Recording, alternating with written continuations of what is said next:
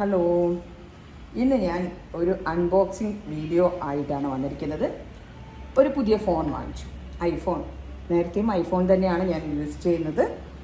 അപ്പോൾ 512 GB യൂട്യൂബിന് വേണ്ടിയിട്ട് അങ്ങനെ അതിൻ്റെ ആവശ്യമുണ്ട്. അതുകൊണ്ട് അത് വാങ്ങിച്ചു. ഐഫോൺ 15 Pro 512 GB ഫോണാണ് വാങ്ങിച്ചിരിക്കുന്നത്. ഇതിൻ്റെ അൺബോക്സിങ് വീഡിയോ ആയിട്ടാണ് വന്നിരിക്കുന്നത്. എങ്ങനെയാണ് ഇത് ക്രിയേറ്റ് ചെയ്യുന്നത്? അക്കൗണ്ട് എനിക്ക് ഓൾറെഡി ഉണ്ട്, അത് ഇങ്ങോട്ട് മാറ്റിയേ വേണ്ടുള്ളൂ. അല്ലാത്തവർക്കും ഇത് യൂസ്ഫുള്ളായിരിക്കും. അപ്പോൾ എല്ലാവരും വീഡിയോ അവസാനം വരെ കാണാം. എൻ്റെ ഈ പഴയ ഫോൺ ഐഫോൺ 13 ആണ്, 128 GB. ഇതിന് സ്റ്റോറേജ് പോരാഞ്ഞിട്ട് മാത്രമാണ് ഞാൻ പുതിയ ഫോൺ വാങ്ങിക്കുന്നത്. ഞാൻ യൂട്യൂബിൽ വന്ന മാസം വാങ്ങിയതാണിത്. പക്ഷേ അന്ന് എനിക്ക് യൂട്യൂബിൽ തന്നെ നിൽക്കുന്ന അറിയില്ലായിരുന്നു. 128 GB നോർമലി ധാരാളമാണ്, പക്ഷേ എനിക്ക് സ്റ്റോറേജ് പോരാഞ്ഞിട്ടാണ് ഐഫോൺ 512 GB വാങ്ങുന്നത്. പ്രോ വാങ്ങിക്കാൻ കാരണം വീഡിയോ ഏതായാലും വാങ്ങുന്നു. എന്നാൽ പിന്നെ വീഡിയോ കുറേ കൂടെ ക്ലാരിറ്റി, ഏത് ഫോണിൻ്റെ ആണെങ്കിൽ അതിൻ്റെ പ്രോ വാങ്ങിക്കുമ്പോൾ വീഡിയോയ്ക്ക് ക്ലാരിറ്റി കൂടാറുണ്ട്. ഇപ്പോൾ സ്റ്റോറേജിൻ്റെ കാര്യം പറയുമ്പോൾ നിങ്ങൾ വിചാരിക്കുന്ന പിന്നെ ഐക്ലൗഡ് ഉണ്ടല്ലോ, അതിനൊക്കെ ഒരു ലിമിറ്റ് ഉണ്ട്. പിന്നെ ഈ ഫോണല്ലാത്ത ഐഫോൺ അല്ലാത്ത മറ്റു ഫോണാകുമ്പോൾ നമുക്ക് മെമ്മറി കാർഡ് വെച്ച് സ്പേസ് ഉണ്ടാക്കാം. പക്ഷേ ഐഫോണിൽ അത് പറ്റില്ല. ഒറ്റ സിമ്മേ ഉപയോഗിക്കാൻ പറ്റുള്ളൂ, മെമ്മറി കാർഡ് ഇടാനുള്ള സ്പേസും ഇല്ല. അതുകൊണ്ടാണ് ഐക്ലൗഡ് എന്നൊരു ഓപ്ഷൻ വന്നിരിക്കുന്നത്. പക്ഷേ അതിനൊരു ലിമിറ്റ് ഉണ്ട്. പുതിയ ഈ ഐഫോണിന് ഐഫോൺ 15 Pro 512 GB 1,60,60,000 രൂപയാണ് ഇതിൻ്റെ പ്രൈസ് വരുന്നത്. ഇത് ഐഫോൺ 15 Pro ബ്ലൂ ടൈറ്റേനിയം മാറ്റിൻ്റെ ആണ്. ബ്ലൂ എൻ്റെ ഫേവറേറ്റ് കളറാണ്. ബ്ലൂ തന്നെ വേണം എന്ന് പറഞ്ഞ് പ്രത്യേകം വെരിയിപ്പിച്ച് വാങ്ങിച്ചാണ്. ഇപ്പോൾ നമ്മൾ ഓൺലൈനിൽ ലാഭമായിരിക്കും എന്ന് വിചാരിക്കരുത്. നമ്മൾ എപ്പോഴും ഫോൺ വാങ്ങാൻ ഉദ്ദേശിക്കുകയാണെങ്കിൽ ഓൺലൈനിൽ ചെക്ക് ചെയ്തിരിക്കുക. അതിനുശേഷം നമ്മൾ ഷോപ്പുകളിലും അന്വേഷിക്കുക. ഞാനിത് മൈജി എന്നാണ് വാങ്ങിച്ചിരിക്കുന്നത്. അവിടെ എനിക്ക് ഓൺലൈനിലേക്കാണ് ഓഫറിലാണ് കിട്ടിയത്. അതുകൊണ്ട് ഓൺലൈനിൽ എനിക്ക് 1,61 പറഞ്ഞു, ഷോപ്പിൽ എനിക്ക് 1,60 കിട്ടിയിരിക്കുന്നത്. അപ്പോൾ എപ്പോഴും നമ്മൾ ഓഫർ കടകളിൽ ഉണ്ടോയെന്ന് നോക്കിയിട്ട് ഓൺലൈനിൽ നിന്ന് ബുക്ക് ചെയ്യാം. വില കൂടിയ ഫോണൊക്കെ ആയതുകൊണ്ട് നമ്മൾ ഡയറക്റ്റ് ഷോപ്പിൽ നിന്ന് വാങ്ങുന്നതായിരിക്കും കുറേ കൂടെ ബെറ്റർ. അപ്പോൾ നമുക്ക് അൺബോക്സിങ്ങിലേക്ക് കിടക്കാം.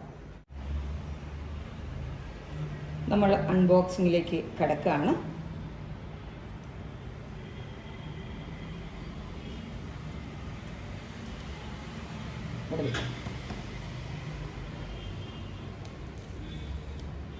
രണ്ട് സൈഡ് ജസ്റ്റ് ഇങ്ങനെ ഓപ്പൺ ചെയ്യാം.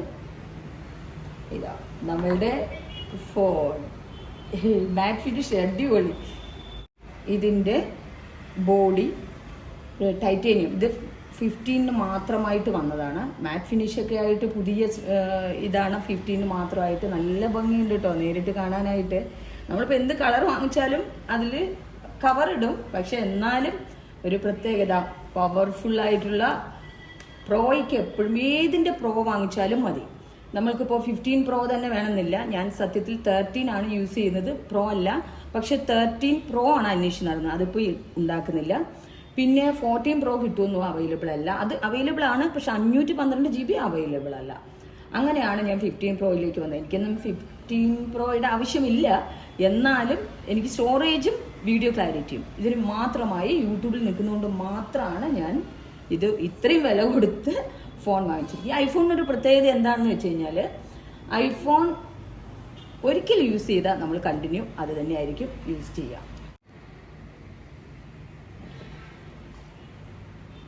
ഹായ്. പിന്നെ ഏറ്റവും വലിയ എനിക്ക് വളരെ കംഫർട്ടബിളായി തോന്നിയത്, ഇത് നമ്മൾ സാംസങ്ങിനൊക്കെ ഉപയോഗിക്കുന്ന സാധാരണ ചാർജർ ആണ്. C to C. അതായത് നമ്മൾ സാധാരണഗതിയിൽ നമ്മൾ എവിടെയെങ്കിലും പോകുമ്പോൾ അയ്യോ ഐഫോണിൻ്റെ ചാർജർ കിട്ടാതെ ചാർജ് ചെയ്യാൻ പറ്റാതിരിക്കും. പക്ഷേ ഇനി അതിൻ്റെ ആവശ്യമില്ല. 15 മാത്രമായിട്ട് സാധാ സാംസങ്ങിൻ്റെ ചാർജറാണ്. ഞാൻ ഭയങ്കര സന്തോഷമാണ്. എനിക്ക് ഇങ്ങനെയാണെന്ന് സത്യത്തിൽ ഞാനിപ്പോൾ വാങ്ങാൻ പോയപ്പോഴാണ് 15 ഇങ്ങനെ ഒരു ചാർജറാണെന്ന് അറിഞ്ഞത്. നമ്മൾ വളരെ കംഫർട്ടബിളാണ്. നമുക്കിത് ഓപ്പൺ ചെയ്യാം.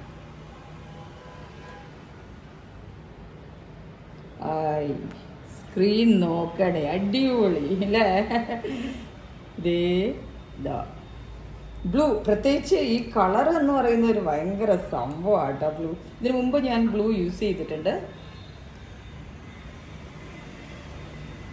ഞാൻ നേരത്തെ പറഞ്ഞല്ലോ, ഐഫോൺ യൂസ് ചെയ്ത് കഴിഞ്ഞാൽ നമ്മൾ മറ്റൊരു ഫോണിലേക്ക് വരില്ല എന്ന്. ഒരു 9 വർഷമായി ഞാൻ ഐഫോൺ യൂസ് ചെയ്യുന്നു കേട്ടോ.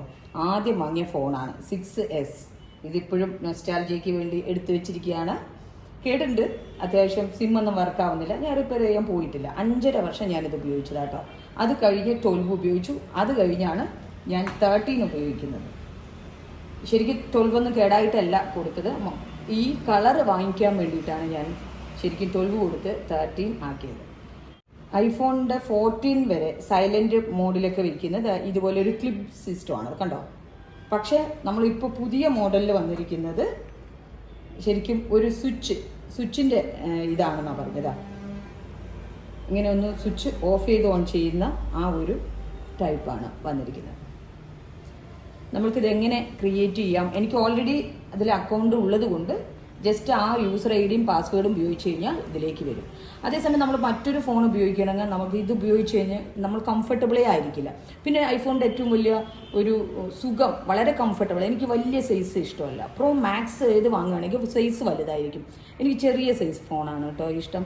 ഇതിൻ്റെ എഡ്ജസ് വന്നത് എങ്ങനെയാണ് വരുന്നത്, ഇതാണ് ഏറ്റവും കംഫർട്ടബിളായി. ഞാൻ സാംസങ് S23 വാങ്ങിക്കാൻ നിന്നാണ്. ക്യാമറ നല്ല അടിപൊളിയാണ്. നമ്മളെയൊക്കെ കാണുമ്പോൾ തത്തമ്മ ചുണ്ടൊക്കെ ആയി നല്ല ഭംഗിയിൽ കാണാൻ പറ്റും. പക്ഷേ ഐഫോണിൽ എന്താണെന്ന് വെച്ചാൽ ഒറിജിനാലിറ്റി കാണാൻ പറ്റും. നമുക്ക് കൂടുതൽ ഭംഗി വേണമെന്ന് പറഞ്ഞാൽ അത് നമുക്ക് എന്തെങ്കിലും ചെയ്യേണ്ടി വരും.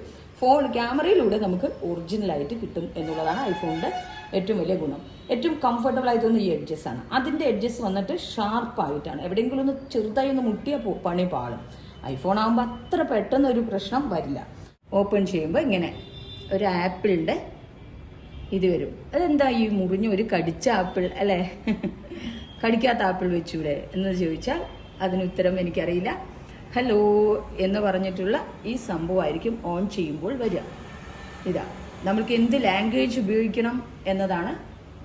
നമ്മൾ ഇംഗ്ലീഷ് ആയിരിക്കും എല്ലാവരും എടുക്കുക. കൺട്രി ആണെന്ന് ചോദിക്കും. ഇന്ത്യ നമ്മളൊന്ന് ചെക്ക് ചെയ്തുകൊണ്ടിരിക്കുകയാണ്. വളരെ സേഫ് ആയിട്ടുള്ളൊരു ഫോൺ കൂടിയാണ്. നമ്മൾക്കൊരിക്കലും മറ്റൊരാൾ ഫോൺ ചോർത്തി അതൊന്നും അങ്ങനെയൊന്നും നമ്മുടെ ഐഫോണിൽ വരില്ല. അപ്പോൾ ഇതാ അപ്പിയറൻസ്, ഇതാ ഇങ്ങനെ വരും.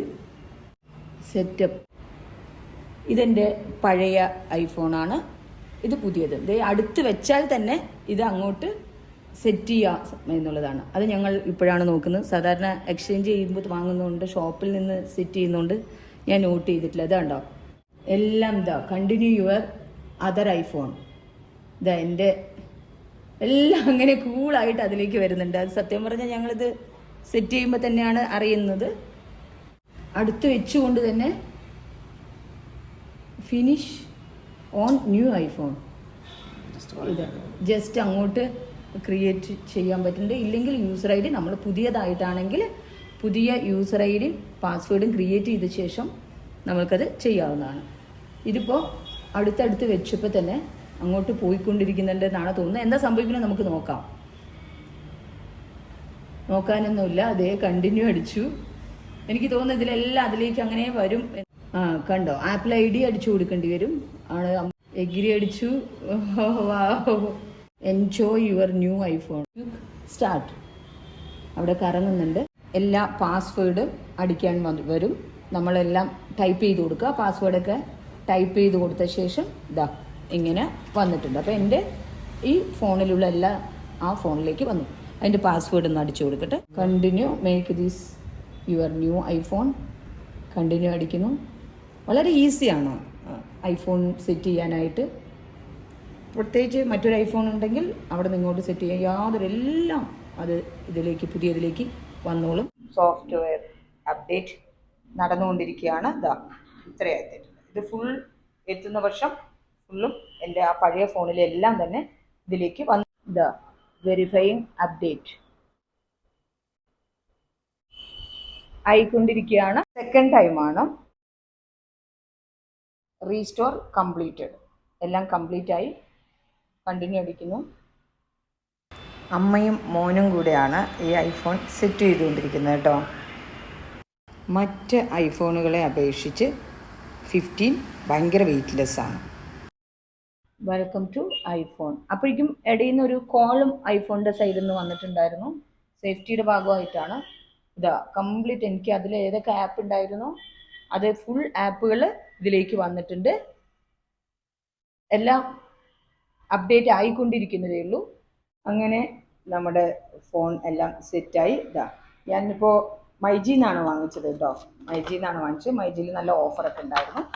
അപ്പം അവിടെ പോയി വീണ്ടും ഈ കവറൊക്കെ വാങ്ങിച്ചു. ഞാൻ ഫോൺ വാങ്ങിക്കഴിഞ്ഞാൽ ആദ്യം കുറേ ഒരു 3-4 മാസം ഇങ്ങനത്തെ കവർ ഉപയോഗിക്കുക, എന്നാൽ ഈ കളർ കാണാൻ വേണ്ടിയിട്ടാണ്. അത് കഴിഞ്ഞ് കഴിഞ്ഞാൽ പിന്നെ ഫുൾ കവർ ചെയ്യുന്ന രീതിയിൽ ഉള്ള ബാക്ക് കവർ വാങ്ങിച്ചിടാറുണ്ട് കേട്ടോ. അപ്പോൾ വീഡിയോ ഒക്കെ എടുത്ത് നോക്കി. ഇനിയിപ്പോൾ ഇന്ന് നൈറ്റാണ് അൺബോക്സിങ് ചെയ്തത്. പലരും പറയും ഐഫോൺ യൂസേഴ്സ് കരയുന്നു, പറ്റിയ അബദ്ധം പുറത്ത് പറയാൻ പറ്റാണ്ട് എന്നൊക്കെ. വെറുതെയാണ് കേട്ടോ. ഐഫോൺ തന്നെയാണ്, അതിൽ യാതൊരു വ്യത്യാസമില്ല. ആ കുഴപ്പം ഈ കുഴപ്പം എന്നൊക്കെ പറഞ്ഞാൽ പലരും പറയാറുണ്ട്. പക്ഷെ അത് ക്രമേണ അതിനെക്കുറിച്ച് അറിയുന്നവരൊരിക്കലും ഈ ഫോൺ വിട്ട് മറ്റൊരു ഫോണിലേക്ക് പോകില്ല എന്നതാണ് സത്യം. അപ്പോൾ എല്ലാം ശരിയായല്ലോ. മറ്റൊരു നല്ല വീഡിയോയുമായിട്ട് വീണ്ടും വരാം. Tata, bye bye.